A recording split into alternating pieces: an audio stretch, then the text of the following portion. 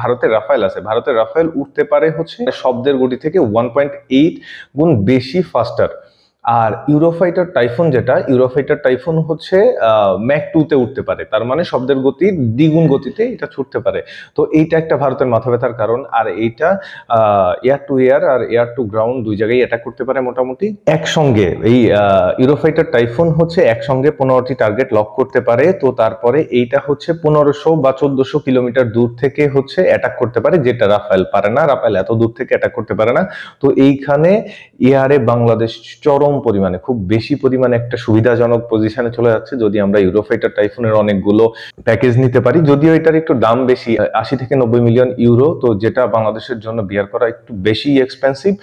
তো যাই হোক, তো তারপরেও যতই দাম বেশি হোক আর যেটাই হোক না কেন, দিন শেষে আমাদের তো নিজের আত্মরক্ষার জন্য হলেও কিছু করা লাগতো। তো এটা একটা ভালো উদ্যোগ। এটা বাংলাদেশ বিমান বাহিনীর বহরে যখন যুক্ত হবে, তো তখন হচ্ছে বাংলাদেশ বিমান বাহিনীর শক্তি আরো বেশি বৃদ্ধি পাবে, বাংলাদেশের শক্তি আরো বৃদ্ধি পাবে। আমাদের যে বর্ডার এরিয়াগুলো আছে, এইটা মুহূর্তে ইউরোফাইটার টাইফুন নিলে আমাদের তেতুলিয়া থেকে টেকনাফ আমরা যে কোনো মুহূর্তে যে কোনো দিকে টহল প্রক্রিয়াটা কন্টিনিউ করতে পারবে। তো এয়ারে যদি এত ভালো ইউরো স্ট্যান্ডার্ড বা হচ্ছে ইউরোপের খুব প্রমিনেন্ট দেশগুলোই এই ফাইটার জেটগুলো ইউজ করে, যেখানে রাশিয়া এত বড় একটা থ্রেট, সেইখানে ইউরোফাইটার টাইফুন তাদের প্রধান অস্ত্র।